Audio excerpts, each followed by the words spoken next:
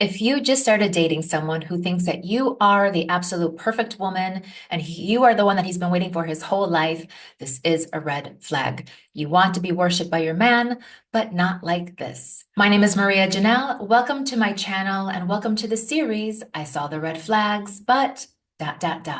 So if you just meet someone and he already thinks that you are the greatest thing since sliced bread and he cannot wait to see you, you might at first think, wow, this is really romantic. A man who knows what he wants. This is so incredible. Or there's something in your body that feels a little bit of the ick, like, whoa, dude, hang on. We just met. Slow down. But then you hang out again and you realize, oh my gosh, you've got crazy chemistry. And now the fire in your loins is running the show and you're drunk on oxytocin. And all of a sudden, all your judgment goes out the window. Idealization often shows up if a guy's early experience with his mom was inconsistent, unstable, unpredictable, conditional, emotionally unavailable. He grows up with a hunger for the perfect woman that is going to make him feel whole. So when he meets you, he doesn't just like you, he projects his whole fantasy on you. You are the answer to his prayers, the answer he's been looking for his whole life, his safe space, his finally. And then, da da da da, guess what? Congratulations, you've just been put on the pedestal. And you don't want to be on the pedestal. No, no, you don't want to be on the pedestal. You want to get off that pedestal as soon as you can. You want to break the pedestal. You want to break that shit up in a million pieces so you can never get on that pedestal again. Because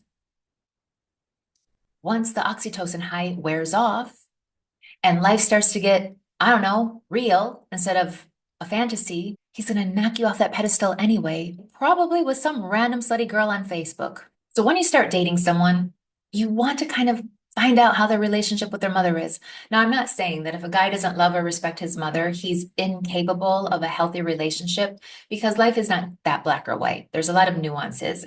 He might be more evolved. He might have already worked through that. He might have a lot of emotional maturity. So it's not automatically a red flag. It is a red flag if he uses that pain to justify blame, contempt, dependency, or emotional chaos. So if he's still entangled in his mother wound, it can show up in a variety of ways. First, he's going to show up as the hurt little boy. He unconsciously sees women as, women let me down. Women need to give me everything that my mother didn't. Women need to take care of me. I once dated a guy whose ex-girlfriend was still paying his rent. You can't make this shit up. Women are dangerous. Oh, you are dangerous, girl. I once dated a guy and I was with him and his group of friends, and we were at a live music event and he got angry at me. I was dangerous. I have my friends. You are dangerous. I'm going to treat you like the scum of the earth and I'm going to ignore you all night. Yeah. Or he fights with his mother through you. So he's controlling like his mother. He's critical like his mother. He's rejecting like his mother, or he's abandoning like his mother. So you might have a conversation one night that begins to escalate. And maybe you think, I'm going to be the mature adult and I'm going to say, you know what, this conversation is escalating. I think I'm going to go. Let's circle back and talk about it tomorrow. That could be the very thing that activates his abandonment wound. And all of a sudden, next thing you know, he's gathering all your stuff and he's throwing you out of the house. If a discussion ever leads to expulsion, it's time to walk away. So what matters the most is if he can hold a mature position. Like, yes, I have a lot of pain around my mother. My mother hurt me deeply.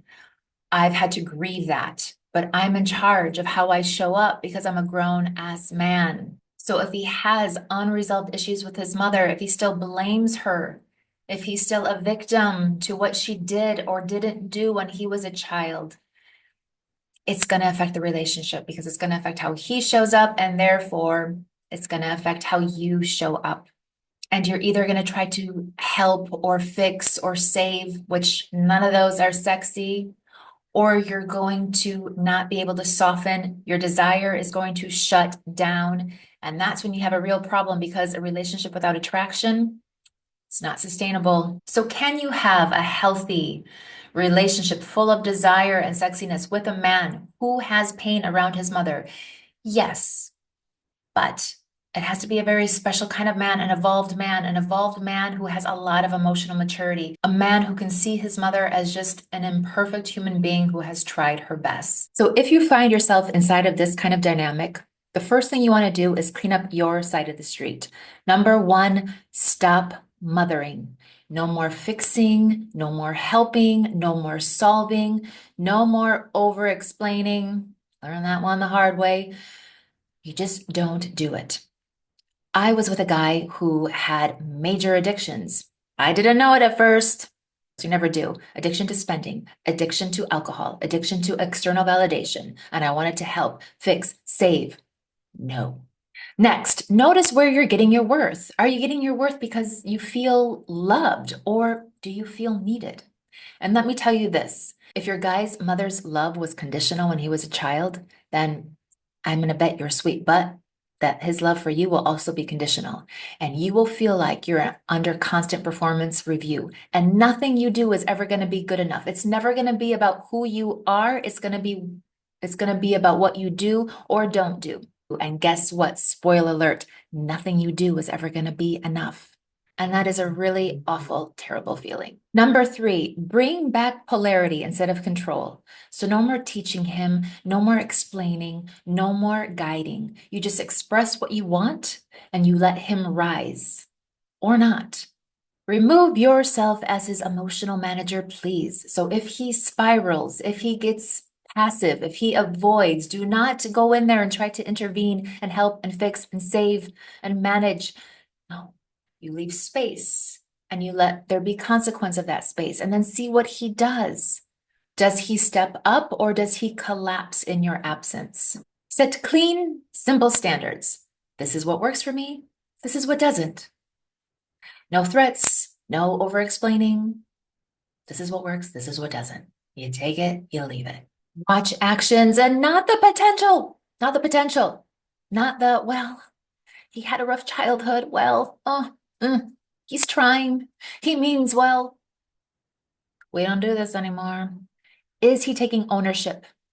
Is he growing? Or is he in a loop? We're not looping.